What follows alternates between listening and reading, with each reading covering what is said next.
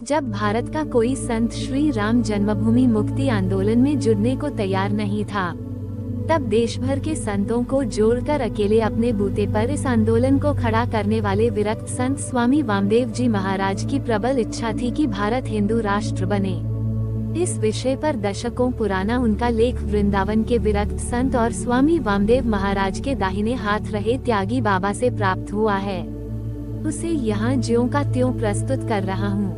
वह राष्ट्र जिसका नाम इंडिया के स्थान पर हिंदुस्तान होगा, क्योंकि संविधान में India that is Bharat, India देश का नाम है और भारत द्वितीय श्रेणी का नाम है।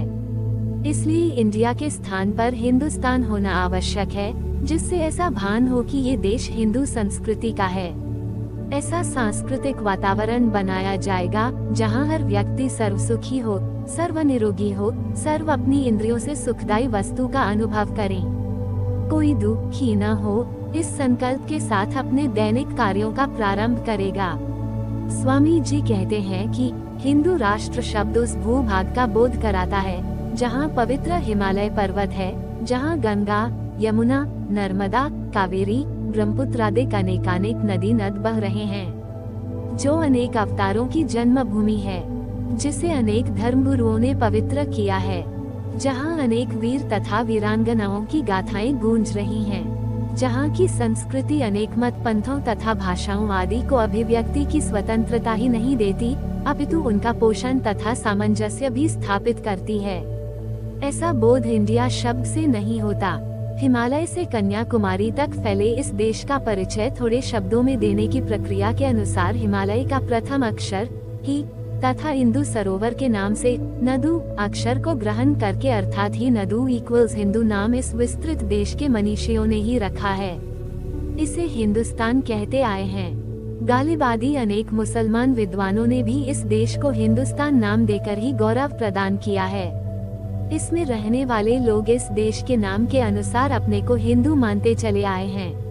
अंग्रेजों के आने से पहले यहाँ के मुसलमानों ने भी इस देश का नाम हिंदुस्तान ही तो माना था। अंग्रेजों के आने पर इसका नाम इंडिया रखा था। जब इस देश से अंग्रेजी शासन चला गया तो उसी समय अंग्रेजों की गुलामी का बोध कराने वाले इंडिया नाम को भी हटा देना चाहिए था। वे लिखते हैं कि स्वतंत्रता से पूर्व लंका का नाम सिलोन था। जब लंका स्वतंत्र हुआ तो अंग्रेजों की पराधीनता का नाम त्याग दिया।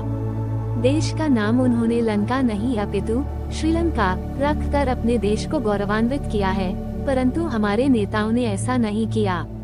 ऐसा यदि जानकर किया है तो अपराध है और यदि अनजाने में किया है तो भूल है। यदि अंग्रेजों से दबकर किया है तो ये गुलामी है। स्वामी जी आगे कहते हैं कि विश्व में मुख्य रूप से रहने वाली जनता ईसाई, मुसलमान और हिंदू नाम से जानी जाती है। उनमें से यीशु द्वारा प्रचारित धर्म को मानने वाले ईसाई और मोहम्मद साहब द्वारा प्रचारित मजहब को मानने वाले मुसलमान कहलाते हैं। हिंदू का नाम किसी कल्चर, मजहब या पंथ को मानने के कारण नहीं रखा गया, बल्कि भारत भूमि में जन्मी सभी विचार पद्धतियों का एकमात्र केंद्र हिंदू है। अतः वह असांप्रदायिक तथा पंथ निरपेक्ष है।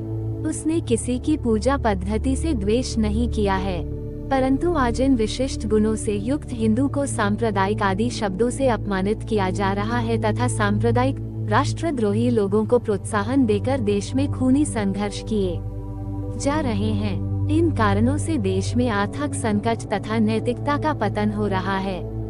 वह दृढ़ता से कहते हैं कि यद्यपि ये देश हिंदू राष्ट्र ही है, तथापि जिस दिन हिंदू राष्ट्र के नाम से इस देश की घोषणा होगी, उस दिन नक्शदुओं में अपने विशिष्ट गुणों को लेकर एक ऐसी जागृति आएगी कि फिर इस देश में सांप्रदायिकता और राष्ट्रद्रोह को अवकाश प्राप्त नहीं होगा। इसके आधार पर होने वाले खूनी संघर्ष भी समाप्त हो जाएंगे। इस हिंदू विरोध के कारण ही इस देश की धरती, संस्कृति तथा गौरव की भावनाओं में उत्पन्न हिंदू से एक वर्ग घृणा करने लगा है। कट्टरपंथी तथा उनके कट्टपने को पुष्ट करने वाले राजनीतिक नेता लोग हिंदू राष्ट्र का नाम सुनते ही चिल्लाने लगते हैं कि ये देश को तोड़ने का षड्यंत्र है। मुसलमानों में असुरक्षा की भावना पैदा हो रही है। इस विषय में हम विशेष तर्क न देकर कहना चाहते हैं कि नेपाल हिंदू राष्ट्र है, वहाँ कौन ईसाई या मुसलमान असुरक्षित है, कौन देश तोड़ने की रट लगा रहा है। हिंदू नाम से घृणा करने वाले राजनीतिक दलों द्वारा घृणा फैलाकर वोटों का स्वार्थ पूरा किया जा रहा है। सांप्रदायिक सद्भाव के संदर्भ में वह लिखते हैं, सर्व वर्गों, सर्व मत पंथों में समरसता लाने के लिए हिंदू राष्ट्र भारत का नाम हिंदुस्तान रखना ही उचित है, जैसा कि अंग्रेजों से पहले भी था। हिंदुस्तान का प्रत्येक नागरिक हिंदू, मुसलमान भी हिंदू, ईसाई भी हिंदू, जैन भी हिंदू, सनातनी आर्य भी हिंदू, कबीरपंथी भी हिंदू, सिख भी हिंदू, पारसी भी हिंदू, हम सब एक हैं। हमारा हिंदू राष्ट्र एक है। मंदिर, गुरुद्वारे पूजा के स्थान हैं। पूजा हम अपनी पद्धति से करें, परंतु सर्व स्थान सबके लिए सम्मान्य होंगे। इनमें से किसी का भी अपमान सर्व का अपमान है। इस भावना की अभिव्यक्ति का कारण बनेगा हिंदू राष्ट्र अगर इसका हिंदुस्तान नाम हो गया तो। वह लिखते हैं कि भारतवर्ष में सांप्रदायिकता, राष्ट्रद्रोह व इस आधार पर होने वाले खूनी संघर्ष, धर्मनिरपेक्षता के नाम पर हिंदू धर्मनिरपेक्षता, हिंदुओं के साथ अन्यायपूर्ण पक्षपात तथा हिंदुओं की जनसंख्या कम करने के उपायों की समाप्ति व राष्ट्र में आर्थिक और नैतिक उत्थान के लिए देश को हिंदू राष्ट्र घोषित करना आवश्यक है।